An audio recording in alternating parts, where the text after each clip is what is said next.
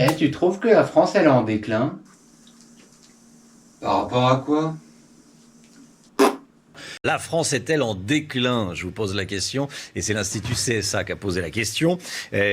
Regardez les réponses. 62% des Français disent oui, la France est en déclin. C'est le résultat de notre sondage. Du coup, ça veut dire qu'il y a 37% qui pensent qu'on est en reclin. Il y en a qui sont plus pessimistes que d'autres, plus inquiets en tout cas que d'autres. Le 21 avril 2002, Jean-Marie Le Pen doit sortir à 6-7%. Ça en dit long sur les mauvais souvenirs de vote à cette époque. Et je crois que, sauf exception, le téléphone a toujours été pas bon pour les souvenirs de vote présidentiels ou d'autres scrutins. Et je ne parle pas à l'échelle locale ou pour les municipales. Il y a un sur-souvenir de vote, notamment du maire et l'équipe municipale sortante. Quand on est passé en online, c'est-à-dire 2010-2011 pour l'IFOP, je crois qu'Opinion a commencé un petit peu avant nous. La première élection, on a travaillé vraiment sur du online, c'était les élections régionales de 2010. Mais prenons l'élection présidentielle, on a vu un spectaculaire rétablissement de la qualité des souvenirs de vote. Bah, ils ont qu'à aller demander dans la rue, comme ça ils sont sûrs. Moi, ça me ferait chier qu'ils viennent me voir en me posant des questions absurdes. Tu m'étonnes. Noël, je m'en fous. Pâques, je m'en fous. Le Ramadan, je m'en fous. Vous êtes amoureux de vos fleurs, quoi? Non, même pas, je m'en fous. Même pas? aussi. Ladies and gentlemen, please welcome a Tom Paine for our time, Jean-Luc Mélenchon.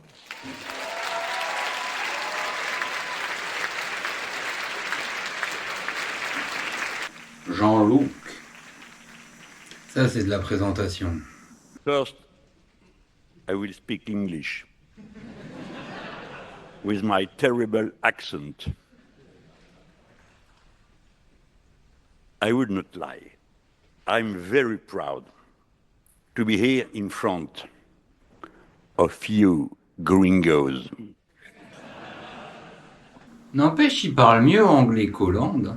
Ah bah oui, il parle même mieux français qu'Hollande. I'm aware of the risk in this time in USA.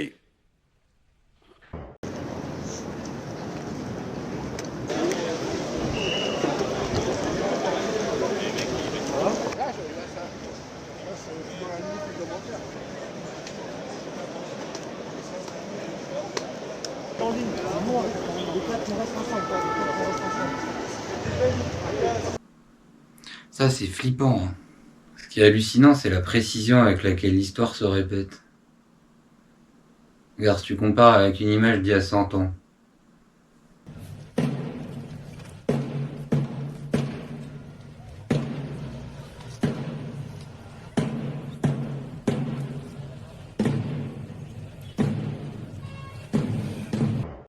J'enfourche la pensée de Richard Millet, si j'ose dire, c'est le fait que je pense que toutes les morts ne se valent pas. Dans le domaine familial, dans la douleur que la mort inspire, toutes les morts se valent. Mais, pardon de provoquer, la mort d'un Naël, par exemple, qui a tout fait d'une certaine manière pour s'introduire dans un univers de risque et de violence ne vaut pas celle d'un homme parfaitement irréprochable. Mais c'est important, ça. Oui, mais c'est important, mais comment dire dans ces cas-là, Dangereux, à votre avis? non, c'est pas une question de danger. Je pense. Vache, il a même réussi à choquer Pascal Pro. Quoi. Pourtant, faut se lever tôt. Hein. Vous avez expliqué, mais c'est pourquoi. Ah ben, on n'aura même pas vu Titi. Je nuance et j'apporte quelque chose de. Simeone avait également dénoncé l'ingérence du gouvernement français dans le processus électoral roumain, étant donné que l'on soupçonne Paris d'avoir incité les autorités judiciaires de Bucarest d'empêcher Călin Georgescu de se présenter à l'élection rejouée de 2025. The French, according to you, interfere in the electoral process in Romania. The Emmanuel Macron government, yes. Voilà. Monsieur Jean-Bart. Juste une chose pour dire exactement la même chose que Brice. Moi, je fais ce métier depuis 30 ans, ça m'est jamais arrivé. Et en plus, quand bien même, je sais même pas comment ces gens pourraient faire. Parce que en fait, ils ne savent pas techniquement comment on travaille, les médias pour qui on travaille. Ils nous commandent des sondages, mais voilà, ils discutent avec nous du sujet des enquêtes. Ils peuvent éventuellement avec nous discuter des questions des enquêtes, mais pour le reste, ils ne savent même pas comment est fabriqué un sondage la plupart du temps. Donc ça c'est le premier point. Le second point sur... Bah oui, les pauvres, tu penses, ils savent même pas lire, les milliardaires. Qu'est-ce que tu veux qu'ils s'occupent? Science is replacing evolution by natural selection with evolution by intelligent design. Not the intelligent design of some god above the clouds, but our intelligent design and the intelligent design of our clouds. The IBM cloud, the Microsoft cloud, these are the new driving forces of evolution. Today, we have the technology to hack human beings on a massive scale. And by this I mean that if you have enough data and you have enough computing power, you can understand people better than they understand themselves, and then you can manipulate them in ways which were previously impossible. You know, the whole idea that humans have this soul or spirit and they have free will, that's over. Now, how exactly will the future masters of the planet look like? This will be decided by the people who own the data.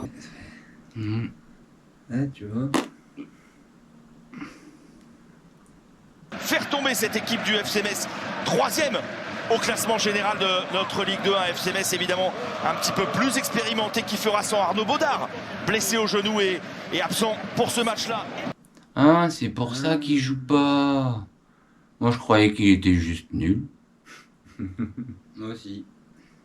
Et c'est ça qui me pose problème, et c'est vraiment ça que je veux mettre en lumière, c'est que tout le monde comprenne bien déjà la nécessité d'avoir accès à l'information sur ce sujet qui est d'une première importance, parce qu'on parle des effets secondaires invisibles du Covid-19, on est en lien direct avec la période du Rivotril, on y reviendra, mais c'est surtout que les gens comprennent que structurellement, il y a tout un édifice qui est créé pour biaiser les débats, et que même les sondages que vous voyez sont commandés par une association qui a un léger parti pris, c'est-à-dire qu'elle milite pour l'euthanasie.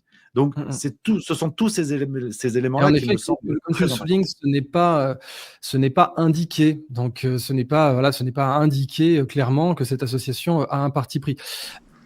Ah bah non, c'est pas ce genre de boîte. Hein. Là, on prévient pas quand on va te... Ben van den Kerkhoff, crochet extérieur. Il les adore, ces situations-là, il les connaît par cœur.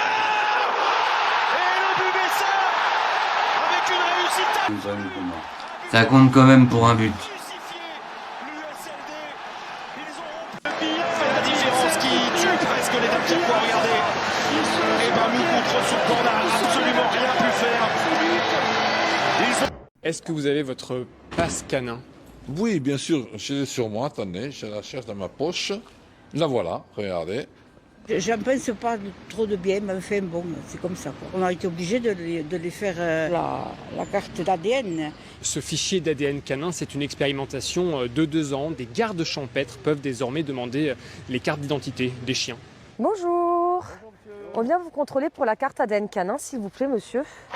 Merci beaucoup. Oui, merci. C'est la 2e fois avec le même équipage qui me contrôle là, sur l'espace d'un mois. Comme j'ai toujours la carte sur moi et sac à déjection, donc j'ai aucun problème avec ça, quoi. Ah bah tiens, là, il y a une belle crotte. Nous avons une déjection là, qui a été un peu écrasée, mais enfin, que nous allons analyser. Nous allons faire un prélèvement dessus. On va aller sur la déjection. Voilà. Bien récupérer de la matière. Cet échantillon qui va être stocké dans notre frigo quelques jours, le temps d'envoyer un lot d'échantillons au laboratoire. Et eux, après, ils vont séquencer le produit là pour trouver l'identité du chien. On vit une belle époque quand même. Je dirais que les sondages d'opinion tels qu'on le fait ne sont pas une science, mais les fondements reposent sur une science qui est la science statistique. Est-ce que l'on peut falsifier une enquête d'opinion? Oui. Bien sûr, oui. Chaque mois, je teste la popularité de 50 personnalités politiques. Et ben, on peut imaginer qu'un institut X ou Y, un sondeur Y ou Z va changer les chiffres.